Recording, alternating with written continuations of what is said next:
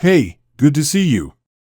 Something big just happened that a lot of people are talking about, especially if you're on Social Security, know someone who is, or you just care about how your taxes are being used. President Trump has just signed a new executive memorandum that changes how the government handles Social Security benefits, and it's causing a lot of debate. Now, what makes this important isn't just the politics behind it, but how it could affect millions of people across the country. There's a lot to talk about here: fraud, immigration, identity checks, and even questions about how safe the system really is. And there's one detail most people might not know: this order brings back a penalty that hasn't been used in years, up to $10,000 if someone's caught filing a fake claim. That's not small change. So if you or someone you know relies on Social Security, or just wants to better understand what's going on, this is something worth paying attention to. Stick around, because understanding what's really happening here can help you protect yourself, your family, and your future. And by the way, if you find value in thoughtful conversations like this one, go ahead and hit subscribe. That way, you'll never miss an update that could help you or someone you care about. Let's start with what this executive memorandum actually is. On April 15, 2025, President Trump signed a memorandum that focuses on one thing: making it harder for people who aren't legally in the U.S. to get Social Security benefits, and at the same time, cracking down on fraud within the system. Now, on paper, that might sound pretty straightforward. Most people would agree that fraud is bad, right? Nobody wants their hard-earned tax dollars going to someone who lied to get them. But once you start looking at the details, things get a little more complicated. One of the main things the memorandum does is direct the Social Security Administration to work more closely with the Department of Justice and the Office of the Inspector General. So what does that mean for regular folks? Well, for one, the SSA is now going to expand its fraud prosecution teams to at least 50 different U.S. attorneys' offices. That's a pretty big expansion. And next, they're also setting up new units to go after Medicare and Medicaid fraud in 15 more locations across the country. The idea here is to give federal attorneys more tools to go after what the administration sees as widespread abuse. But here's where things start to get a little more eye-opening. One of the more unique parts of the order is something called the Are You Alive Project. It sounds like something out of a sci-fi show, but it's actually a real government program. Basically, it tells officials to look into people on the Social Security rolls who are over 100 years old, especially if their earnings records don't match up with typical wage data.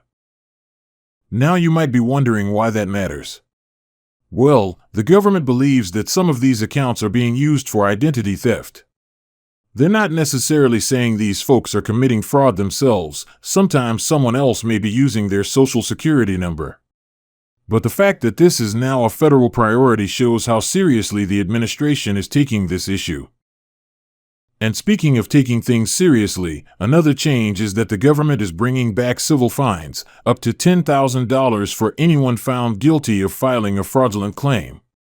This penalty had kind of fallen off the radar in recent years, but the new memorandum brings it back. That's a big stick to swing, and the hope is that it'll scare off people who might be tempted to cheat the system. Now, all of this is being framed as a way to protect the integrity of Social Security, which honestly is something most people want. But, and this is important, there's another side to the story. A big part of the rationale behind this memorandum is the belief that undocumented immigrants are costing the system money by collecting benefits they're not supposed to get. Supporters of the memorandum point to numbers from an organization called FAIR, the Federation for American Immigration Reform, which claims undocumented immigrants and their children cost U.S. taxpayers around $182 billion a year. That includes both federal and state spending. And according to FAIR, close to 1 million undocumented immigrants are using fake or stolen Social Security numbers to work and maybe even claim benefits. That's what the administration is trying to stop. But here's where it gets tricky. Critics are quick to point out that most undocumented immigrants don't actually receive benefits. In fact, many of them pay into the system through payroll taxes and never get anything back. The Social Security Administration itself says less than 1% of all benefits are paid out improperly. So then why all this focus on fraud? Is it really as widespread as it's being made out to be, or is this more about politics than policy? You see, this memo also comes at a time when the U.S. is still debating how to handle immigration. Under President Biden, over 2 million undocumented immigrants were assigned Social Security numbers in just one fiscal year. That number includes people with different legal statuses like asylum seekers or those under deferred action. But for Trump's team, it's more evidence of what they call lax oversight. During Biden's presidency, there were even efforts to expand access to health care for undocumented immigrants, including extending some Medicaid services and pushing to include more people in the Affordable Care Act. Those moves were stopped in court, but they left a big impression. Trump's administration is using those examples to draw a clear line between their policies and the ones before them. So then, what does this mean for you? If you're a citizen or lawful resident who's paid into the system your whole life, you might feel reassured knowing that the government is taking fraud seriously. But if you're someone who's worried about how policies like this could impact vulnerable communities, especially those who already struggle to navigate complex government systems, this might raise some red flags. Now, beyond the politics, there are also practical concerns. Some legal experts have warned that focusing too much on immigration might distract from other problems inside the Social Security Administration.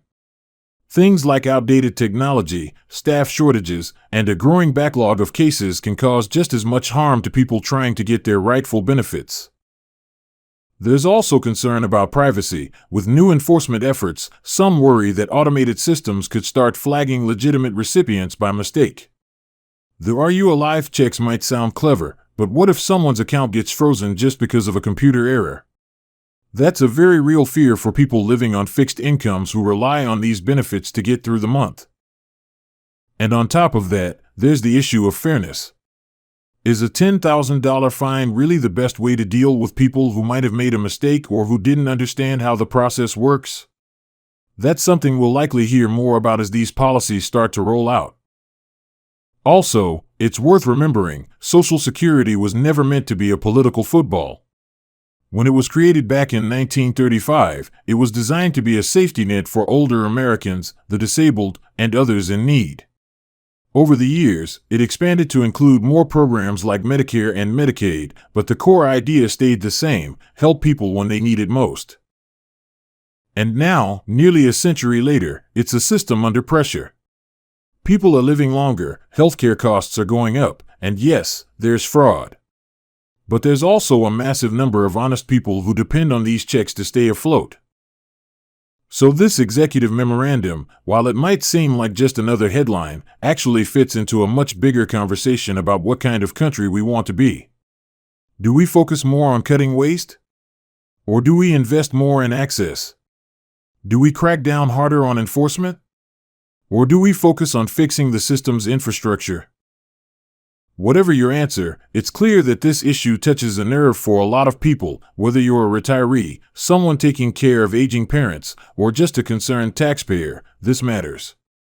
These kinds of changes shape not only policy, but also how people feel about fairness, security, and trust in government. And that's why it's so important to stay informed, not just about what's happening, but why it's happening.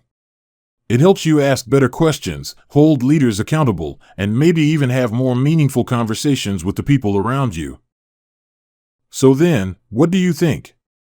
Do you feel this executive memorandum will actually reduce fraud? Or do you worry that it might create more problems than it solves? Let me know in the comments. I always appreciate hearing your thoughts and stories, especially from those of you directly affected. If you found this helpful, don't forget to like and subscribe. It helps the channel grow and makes sure these kinds of discussions stay part of the conversation.